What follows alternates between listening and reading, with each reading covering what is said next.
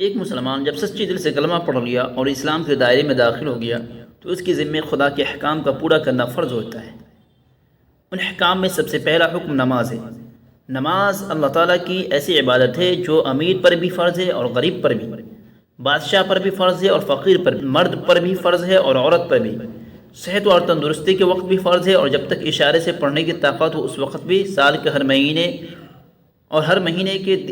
مہینے کے ہر دن اور دن میں 5 مرتبہ فرض ہے۔ غرضے کہ نماز کا فریضہ اتنا اہم ہے جو ہر بالغ شخص پر فرض ہے اور کسی بھی حال میں معاف نہیں ہے۔ جو لوگ کلمہ طیبہ کے اقرار کر لینے کے بعد نماز کی پابندی کرتے ہیں وہ اس اقرار سے اپنے عمل کو پورا کر لیتے ہیں جو کلمہ میں کیا تھا، اور جو لوگ نماز کی پابندی نہیں کرتے وہ اس اقرار کو اپنے عمل سے جھوٹا کر دکھاتے ہیں، اس لیے کہ ان کے متعلق حضور اکرم صلی اللہ علیہ وسلم نے فرمایا کہ جس نے جان بوجھ کر نماز چھوڑ دی اس نے کفر کا کام کیا، اور یہ بھی فرمایا کہ جان بوجھ کر نماز چھوڑنے والا قیامت کے دن قارون، فرعون اور حامان اور مشہور مشرک ابی بن خلف کے ساتھ ہوگا۔ کلمہ کے بعد نماز سب اعمال میں افضل ہے، اور حدیث میں آیا ہے کہ قیامت کے دن سب سے پہلے نماز ہی کا حساب لیا جائے گا۔ اگر نماز ٹھیک نکلی تو کامیاب اور بامراد ہوگا، ورنہ آخرت کی نعمتوں سے محروم ہوگا اور بڑے گھاٹے میں رہے گا۔ لہذا ہر مومن کو چاہیے کہ ہمیشہ خوب پابندی کے ساتھ وقت پر اچھی طرح وضو کر کے اور دل لگا کر نماز پڑھنا چاہیے، تاکہ آخرت میں کافروں کے ساتھ حشر نہ ہو اور دوزخ کے عذاب سے نجات ملے۔ اور جو کچھ نماز میں پڑھا جاتا ہے یعنی ثنا، تحیات اور سورت وغیرہ، اس کو صحیح یاد کرے تاکہ اس کے غلط ہونے سے نماز غلط نہ ہو جائے۔ نماز کے فرائض، سنتیں اور نماز صحیح ہونے کی شرطیں یاد رکھنا چاہیے تاکہ نماز صحیح ہو اور نماز میں دل بھی لگے، اور ہمیشہ اچھی سے اچھی نماز پڑھنے کی کوشش کرنا چاہیے۔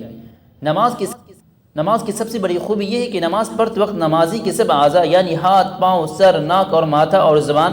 وغیرہ سب کے سب عبادت میں بن جاتے ہیں، اور اگر کوئی ٹھیک نماز پڑھے تو نماز کے باہر بھی اس کے بدن کے کسی حصے سے گناہ نہ ہو۔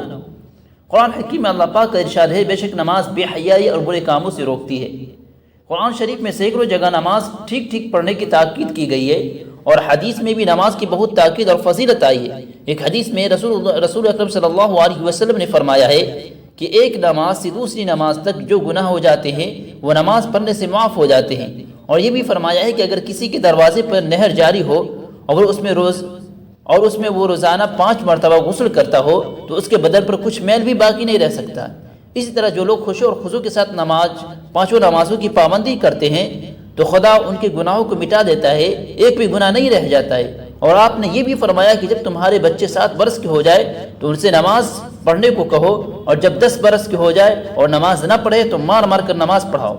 ایک حدیث میں رسول اللہ صلی اللہ علیہ وسلم کا ارشاد ہے کہ اللہ تعالیٰ اس بندے کی نماز کی طرف نگاہ نہیں فرماتا ہے جو رکوع اور سجدہ میں اپنی کمر سیدھی نہ رکھتا ہو، اور یہ بھی فرمایا ہے کہ سب سے بڑی چوری نماز کی چوری ہے۔ صحابہ کرام نے عرض کیا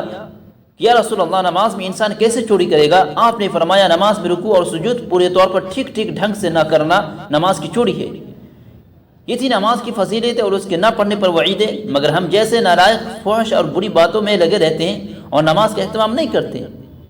آئیے ہم عہد کریں کہ انشاءاللہ نمازوں کا اہتمام کریں گے اور نماز کے فرائض، سنتیں اور آداب وغیرہ کی رعایت کرتے ہوئے اللہ کے دربار میں اپنی پیشانی کو جھکایا کریں گے۔ اللہ تعالی ہم سب کو اور تمام مسلمانوں کی نماز کے اہتمام کی سچی توفیق عطا فرمائے۔